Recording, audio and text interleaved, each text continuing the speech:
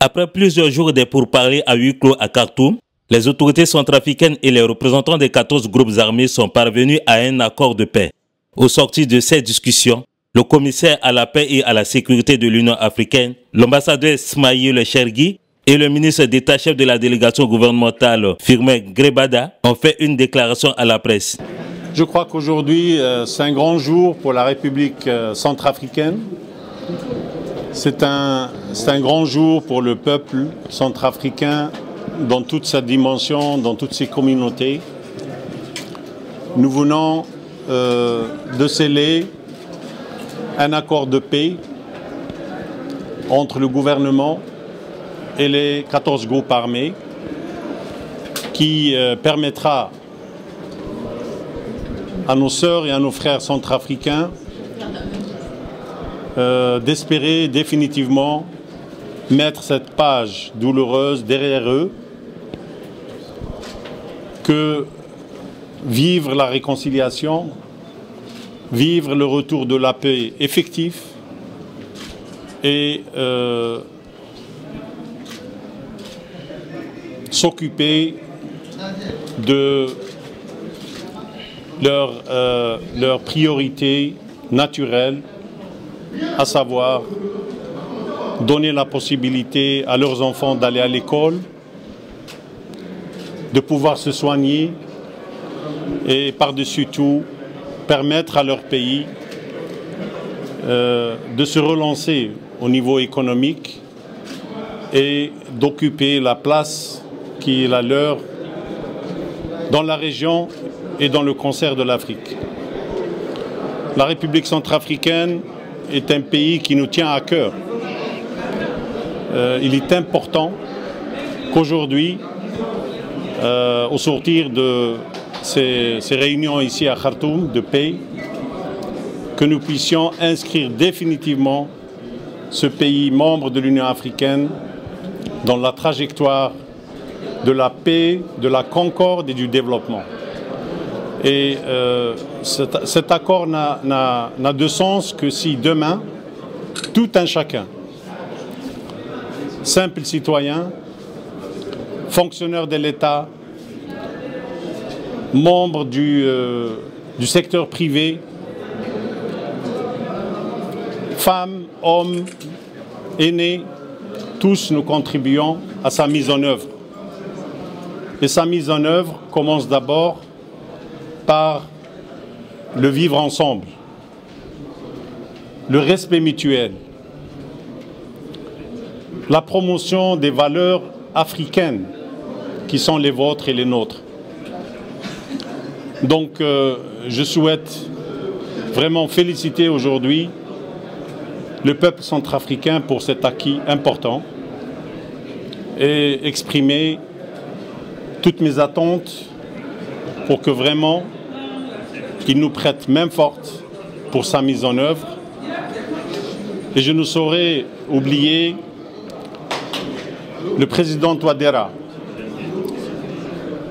président de la République centrafricaine, et son gouvernement, ici représenté par son Excellence le ministre d'État, pour leur contribution décisive à sceller cet accord. Je salue également le sens de responsabilité et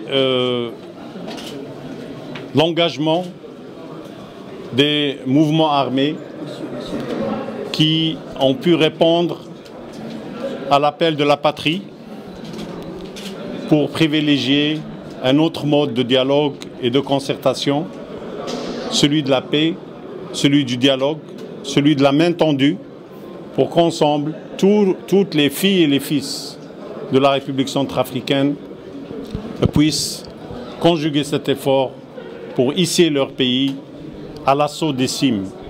Je vous remercie. Nous sommes en train de nous acheminer vers la fin des discussions que nous avons entamées depuis le 25 janvier dernier.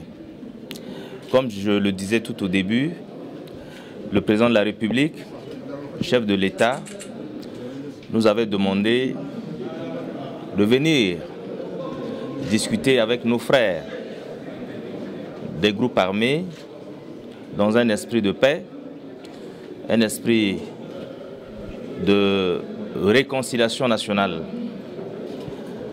Cet état d'esprit, nous l'avons entretenu durant tous les échanges que nous avons eus.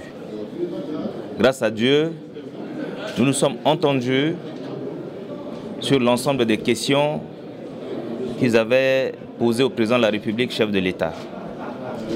À l'instant où je vous parle, le projet d'accord de paix et de réconciliation nationale est prêt. Nous avons eu un échange de compromis sur les questions essentielles grâce à l'action de la facilitation. Donc, en ce qui nous concerne, nous sommes heureux d'avoir abouti à ces résultats que nous devons tous saluer.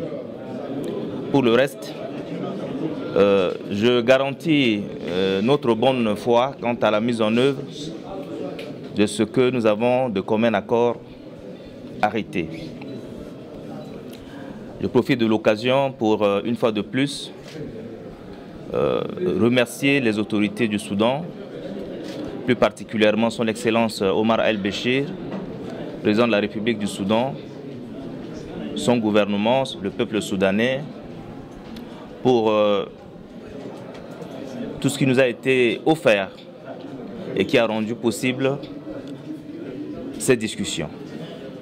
Je remercie également la facilitation, sans l'appui de laquelle ces conclusions n'auraient pas été obtenues. Et donc, je suis plus que déterminé à travailler aux côtés du président de la République et son gouvernement pour mettre en œuvre